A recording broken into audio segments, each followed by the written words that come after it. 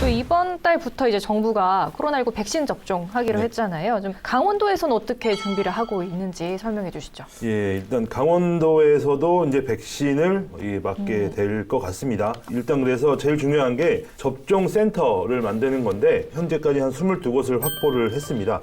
지역별로를 봤을 때는 일단은 이 체육관을 좀 위주로 좀 넓은 공간이 있기 때문에 체육관 위주로 이렇게 많이 잡았는데 춘천은 봄내 체육관, 원주는 치약 체육관, 그리고 강릉은 강릉 아이스 아레나 시군별로 한 곳씩 해서 모두 18곳을 지정을 네. 했고요.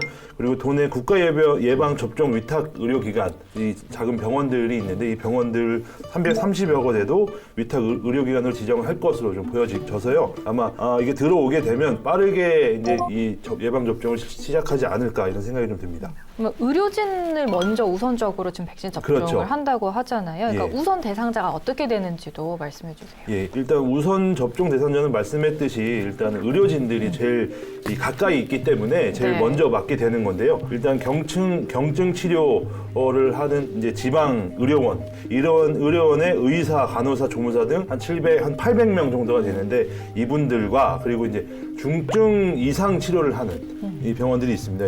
이제 그 의료진들을 한 504명 정도 있는데 이분들을 먼저 우선으로 이 접종을 하게 되는 거고요. 여기에 포함되는 것들이 생활치료센터에서 근무하는 이제 이제 의료진들이 있습니다. 네. 의사도 있고 간호사도 있는데 이분들도 여기에 포함을 시켜서 일단 의료진부터 먼저 맞게 한 다음 그 다음에 차선책으로 이제 쭉쭉쭉쭉 이렇게 이어 나갈 것 같습니다. 부연을 조금 드리자면 지금 그 우선 접종 대상자들이 있는가 반면에 접종을 아예 안 받으시는 분들도 있어요. 네. 임산부이시거나 뭐 영유아 또는 청소년 18세 이하의 청소년까지는 아예 접종을 받지 않습니다. 아직까지 백신 상황을 좀 모르기 때문에 네. 그래서 이분들은 제외가 돼서 강원도의 접종 대상자가 전체 이제 133만 명 정도가 되는데 네네. 이 중에 93만 명 도민 중에는 93만 명 정도가 접종을 받게 되는 그 네. 인원 정도가 된다고 하더라고요. 좀, 네. 그러면 나는 언제 받을 수 있을까? 어떤 걸로 종류도 많잖아요. 이게 좀 여러 가지 궁금한 네. 것들이 많은데 그러면 원하는 거를 종류를 골라서 맞을 수 있는 건가요? 일단은 예스와 노로 딱 네. 해볼까요? 네. 원하는 어떻게 백신을 생각하세요? 골라 맞을 수 있다. 없다. 없다. 네. 저도 없다. 예, 없습니다. 따로 할 거겠나요? 이따로 해주셔야죠. 방송은 너무 죄송합니다. 띄엄띄엄 나오신 것 같아요. 죄송합니다. 네. 제가 네, 없습니다. 그래서 네. 일단은 순차적으로 공급되는 백신들을 우선 대상자들부터 이제 맞게 되는 건데요. 선택권을 줄 수 없는 거는 네. 왜냐면 꼬여버리게 되면 예, 복잡해지기 때문에 일단 들어오는 대로 일단은 맞을 수 있고 네. 19세부터 64세 사이 일반 성인은 이제 3분기부터 사전 예약을 통해서 이게 맞게 되는 건데 이런 거는 이제 시기별로 이제 안내 문자를 통해서 다 이제 예방 접종을 언제 하세요라는 이제 안내가 갈 거고요. 이거에 맞춰서 접종을 하시면 됩니다. 또 궁금한 게 또 있을 근데 것 같은데 뭐 안내 문자로 왔는데 거기서 접종하러 안 간다. 이게 3분기 말씀하시는 거고요. 예, 예. 네. 접종을 거부한 사람들은 4분기 맨 끝으로 밀립니다. 그렇죠. 밀리기 시작하는 거고요.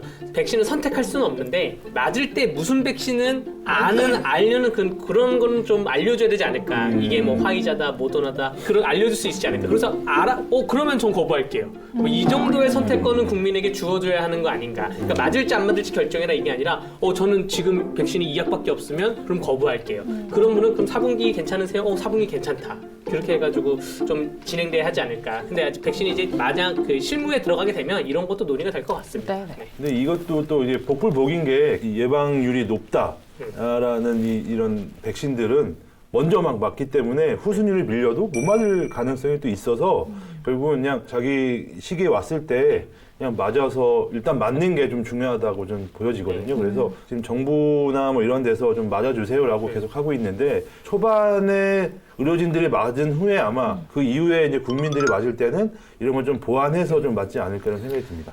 좀 백신이 안전한지 그러니까 좀 우려하는 네. 목소리가 큽니다. 그래서 뭐 노르웨이 같은 경우는 화이자 백신 네. 접종 이후에 좀 사망하는 사례가 있었는데 이게 뭐 백신과 직접적인 연관은 없었다라고는 얘기가 나왔지만 불안해하는 분들은 많습니다. 좀 백신 안전성에 대해서 좀 어떻게 생각하시는지 백신 맞는 맞으실 차례 되면 저는 기본적으로 그 국가와 정부를 약간 그 신임하는 믿는 스타일이에요. 백신이 여러 가지 뭐 그 정보가 많지만 그래도 국가가 국민에게 뭐 안 좋은 백신 줄 리가 있냐 그런 건데 굳이 정부를 불신할 필요가 있을까 뭐 이런 생각이 듭니다.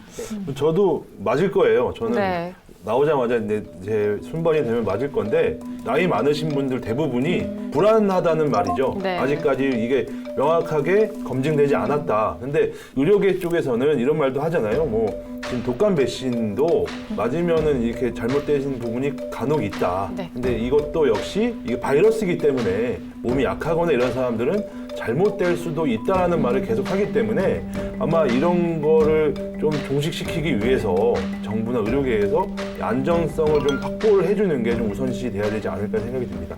저희가 독감 백신은 다 맞잖아요. 독감 네. 예방접종. 네. 독감 예방접종의 그 유효성 기준이라고 하는데 이게 안전성이라고 봐야 되는 것 같더라고요. 60% 정도라고 해요. 독감 백신 정도의 그런 기준도. 대상포진 이제 60세 이상들 어르신들 많이 맞으시는데 그 대상포진은 51% 정도라고 하더라고요. 상대적으로 지금 WHO에서 권고하는 코로나 백신 임상실험 결과 유효성 기준은 50% 이상이라고 하더라고요. 그러니까 시기적으로 너무 짧은 시간에 임상실험이나 이런 게 돼서 불안한 요소는 분명히 있긴 하지만 그래도 일단은 맞고 나는 게 더 안전성에는 있지 않을까라는 생각이 저는 좀 들어요. 이게 저희 애들도 이제 예방접종을 하면 맞고 바로 못 가게 해요. 애들도. 아, 맞아요. 네, 어떤 네. 예방접종을 네, 다 네, 맞든 네, 네. 봐야 된다는 거예요. 그렇죠. 애들이 막 그렇죠. 뛰어노는데도 봐야 된다고. 그래서 한 10분, 20분은 이렇게 보고 이제 보내는데 아마 이것도 맞으면 똑같습니다. 그렇게 한다고 하더라고요. 거의 한 30분 정도를 보고 이렇게 보낸다고 해서 종류마다 뭐 예방 효과에 대한 그게 기사도 다양하잖아요. 예. 저희가 이렇게 예방 효과나 이런 백신 접종과 관련해서 보도를 할 때 어떤 것들을 좀 주의를 해야 할까요? 안 하려고요. 이거 너무 첨예하게 갈등이 있기 때문에 있죠, 있죠. 예, 저는 안 하겠습니다. 예, 저는 우리 그 국장님이 전혀 예상하지 못한 알아서 해주는 걸로. 네. 그러니까 이게 너무 진짜 편차가 커요. 네, 그렇죠. 맞아요. 예, 그리고 뭐 예방 접종이라는 게 다들 아시겠지만 이 바이러스균을 넣어서 몸에 항체를 만드는 건데 문제는 이제 변종 바이러스들이 막 나오면서 네. 과연 이게 변이 마저도 이 변이된 것들에 대한 면역력이 생길 수 있냐라는 것들도 아직까지 뭐 된다 안 된다 막 여러 가지 말이 많잖아요. 아까 우리 강변이 얘기했듯이 이게 너무 많다 보니까 이 이제 일반 시민들이나 국민들은 내가 볼 수 있는 루트가 이제 언론이 대부분인데 네. 언론에서도 이거를 막 들쭉날쭉하게 쓰다 보면 오히려 더 혼란을 부추기지 않을까 해서 저는 안 쓰겠습니다. 말씀 주신 거대로 일단은 불안감을 조장하는 것보다는 정보 전달의 기준이 되는 일단 코로나 같은 경우에는 기사들이 네. 좀 더 많이 나와야 될 것 같아요. 뭐 예방 접종할 때 정보 제공 누리집이라는 게 인터넷에 이제 운영이 되잖아요. 뭐 그런 정보들 우리가 정말 이 불안감을 해소할 수 있을 경우 아니면 이상 징후가 나타났을 때 대처할 수 있는 정보들을 줄 수 있는 그런 정보성에 좀 더 중심이 되는 보도들이 많이 나왔으면 하는 게 더 중요할 것 같습니다.